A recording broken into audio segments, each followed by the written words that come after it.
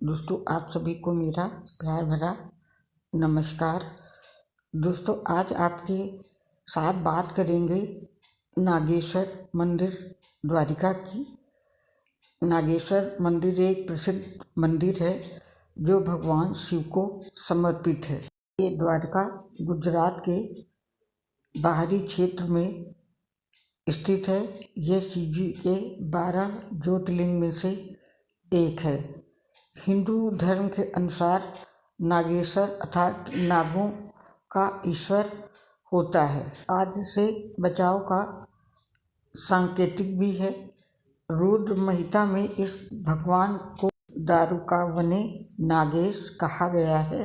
भगवान शिव का यह प्रसिद्ध ज्योतिर्लिंग गुजरात प्रांत में द्वारिकापुरी से लगभग 17 मील की दूरी पर स्थित है।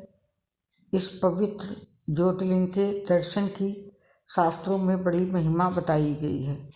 कहा गया है कि जो श्रद्धापूर्वक इसकी उत्पत्ति और महात्म्य की कथा सुनेगा वो सारे पापों से छुटकारा पाकर समस्त सुखों का भोग करता हुआ अंत में भगवान शिव के परम पवित्र दिव्य धाम को प्राप्त होगा। ये ज्योतिर्लिंग 12 ज्योतिर्लिंग में से 10वां ज्योतिर्लिंग नागेश्वर है। इस ज्योतिर्लिंग का स्थान विवादास्पद है। शिव पुराण के अनुसार यह दारुक वन में स्थित है। दारुक वन का उल्लेख कई महाकाव्य जैसे दंड कामना, दैत्य वाना और कम्म कावना में मिलता है। लेकिन नागेश्वर ज्योतिर्लिंग के नाम से 3 मंदिर प्रसिद्ध हैं। पहला गुजरात के द्वारका में, दूसरा उत्तराखंड के अल्मोड़ा में और तीसरा महाराष्ट्र के हिंगोली में स्थित है। इसी मंदिर परिसर में भगवान शिव की एक अति विशाल पद्मासन मुद्रा में प्रतिमा विराजमान है। ये प्रतिमा 125 फीट ऊंची है और 25 फीट चौड़ी है। के अंदर तलघर में नागेश्वर ज्योतिर्लिंग है। यह एक अद्भुत तीर्थ स्थल है और इसकी कथा भी अद्वितीय है। इस कथा को विस्तार से जानते हैं। सुप्रिय नामक एक बड़ा धर्मात्मा और सदाचारी वैश्य था। वो भगवान शिव का अनन्य भक्त था। वह निरंतर उनकी आराधना, पूजन और ध्यान में तल्लीन रहता था। अपने सारे कार्य वह भगवान शिव को अर्पित करके करता था। मन, वचन, कर्म से वह पूर्णतः शिवार्चन में ही तल्लीन रहता था। उसकी इस शिव भक्ति से दारुक नामक एक राक्षस बहुत क्रुद्ध रहता था। उसे भगवान शिव की यह पूजा किसी प्रकार भी अच्छी नहीं लगती थी। वो निरंतर इस बात का प्रयत्न किया करता था कि उस सुप्रिय की पूजा अर्चना में विघ्न पहुँचे। एक बार सुप्रिय नौका पर सवार होकर कहीं जा रहा था तो उस दुष्ट राक्षस दारुक ने यह उपयुक्त अवसर देखकर नौका पर आक्रमण कर दिया। उसने नौका में सवार सभी यात्रियों को पकड़कर अपनी राजधानी में ले जाकर कैद कर दिया। सुप्रिय कारागार में भी अपने नित्य नियम के अनुसार भगवान शिव की पूजा आराधना करने लगा।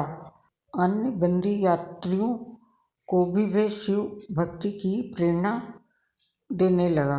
दारुक ने जब अपने सेवकों से सुप्रिय के विषय में ये समाचार सुना तब वो अत्यंत क्रुद्ध होकर उस कारागार में जा पहुंचा। सुप्रिय उस समय भगवान शिव के चरणों में ध्यान लगाए हुए दोनों आंखें बंद किए बैठा था। उस राक्षस ने उसकी ये मुद्रा देखकर अत्यंत भीषण स्वर में उसे डांटते हुए कहा, अरे दुष्ट वैश्य, तू ये बंद कर।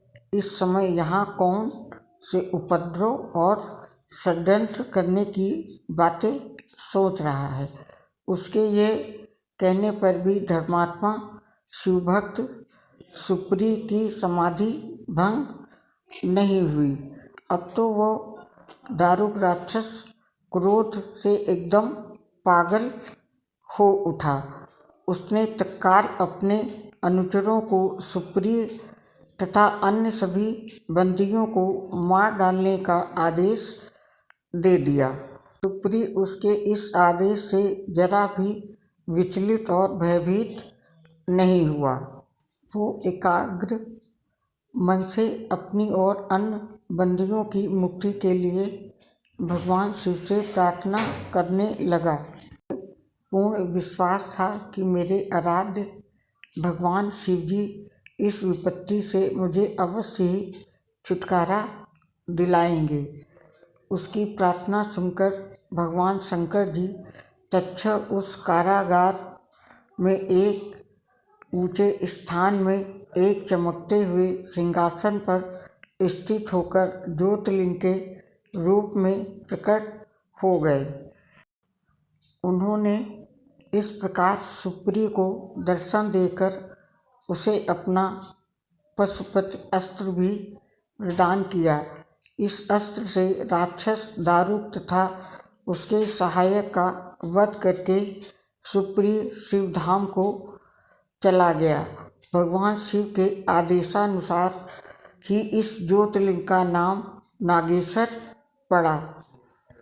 नागेश्वर का मतलब नागों के ईश्वर से है, इसीलिए विष आदि के बचाव के लिए लोग यहाँ आते हैं। शास्त्रों में इस ज्योतिर्लिंग की महिमा की चर्चा की गई है।